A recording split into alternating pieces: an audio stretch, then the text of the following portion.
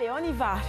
À la une du quotidien Le Soleil, donc pour démarrer, quotidien de service public, on nous parle du Conseil des ministres, le COS-Pétrogaz pour une gestion transparente des ressources. L'État a invité à sécuriser les systèmes d'information et puis le Maouloud était également à la une de ce Conseil des ministres. Le chef de l'État à Tiwawan, Thiénaba Ndiassane, Medina Baye et Léona Niassène. Et d'ailleurs, on a une équipe de la RTS qui fait le déplacement avec le chef de l'État pour nous faire le compte rendu de tous ces déplacements et de ces rencontres avec les différents chefs religieux. La une du Soleil, toujours Air Sénégal SA, la compagnie démarrera avec 5 appareils dès le deuxième semestre de 2017.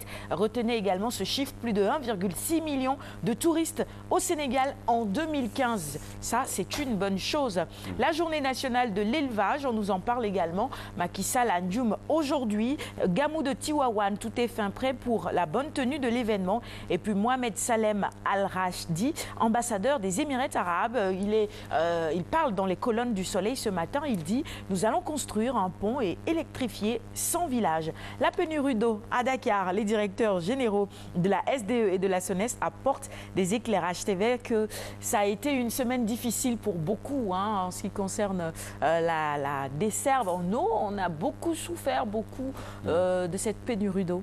Et surtout nos braves dames, il fallait les voir dans les quartiers populaires, quoi, une bassine d'eau sur la tête ou bien en train de parcourir des kilomètres pour avoir peut-être le précieux liquide. Mais c'est juste un accident, je crois, qu'hier sur le plateau de la RTS dans le grand journal, le directeur général de la SDE a rassuré les Sénégalais et je crois qu'il y a un retour quand même qui est en train d'être constaté.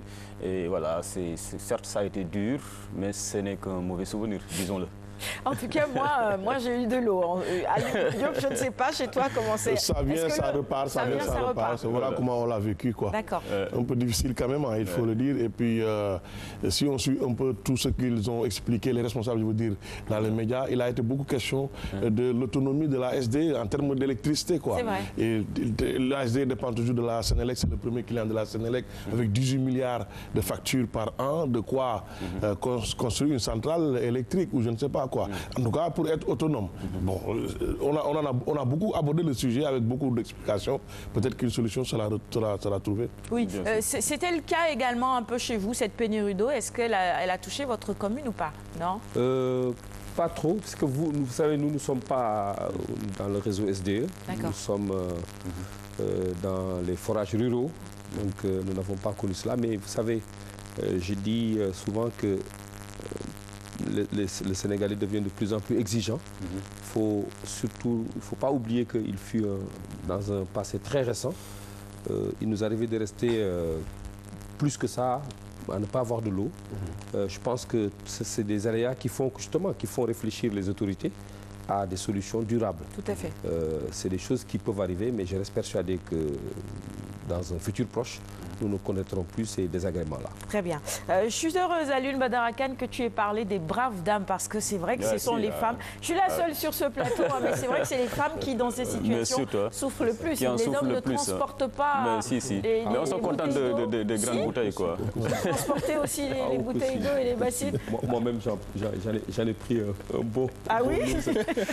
Vous êtes ravitaillé au ministère, quoi? Pas du tout. J'ai acheté des bouteilles d'eau, des bouteilles de 10 litres.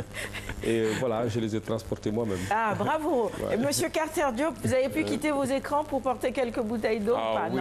Oui, comme d'habitude. Ah bah très bien. Non, pas ce sportif je sais pas, du dimanche, quoi, je pense pas. C'était du sport aussi. On termine la une du quotidien Le Soleil avec cette disqualification. On vous en parlait en début d'émission.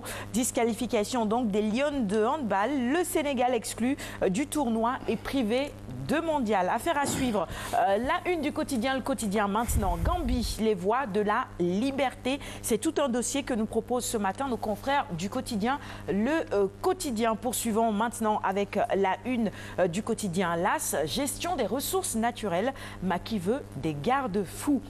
Vox Populi. Maintenant, à sa une, avec cet entretien avec Aminata Mbengue Ndiaye, la ministre de l'Élevage. Elle rectifie, selon nos confrères du quotidien Vox Populi, le président Sall, après sa sortie contre Senghor et Diouf. Chaque chef d'État a fait ce qu'il avait à faire, selon elle. Le président Macky Sall également a fait ce qu'il avait à faire et ce qu'il a fait dans le domaine de l'élevage.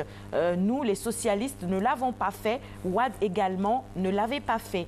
Moi, je fais partie du bilan de Macky Sall. Voilà quelques déclarations du ministre de l'Élevage que l'on retrouve dans les colonnes du quotidien Vox Populi. La une du quotidien Enquête maintenant, Africa Rec, Macky Sall, super étoile, GFM terrorisme, you dit tout.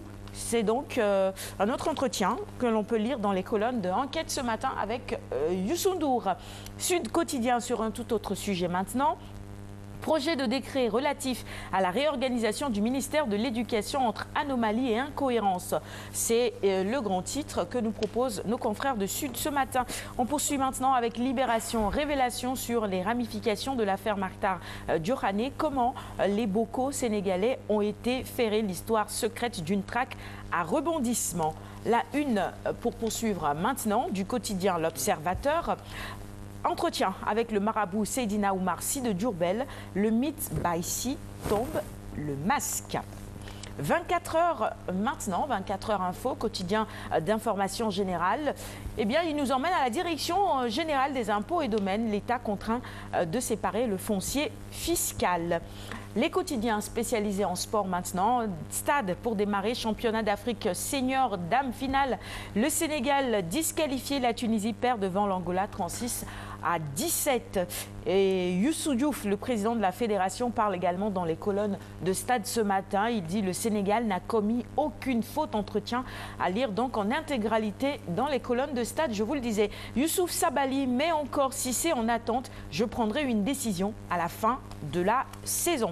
Souniou Lamb, pour terminer cette revue des titres, Site tire les choses au clair. Il dit c'est os qui bloquent notre combat. Il réclame un gros cachet. Je ne vois aucun risque de le croiser et tout le monde veut m'affronter. Mais quoi? Les raisons, évidemment, dans Souniou Lamb de ce jeudi. Et ce sera tout donc pour cette revue des titres. Merci à tous de l'avoir suivi. Alioune Diop, on va passer à ta chronique archive et on va rendre hommage justement à ces deux grands hommes.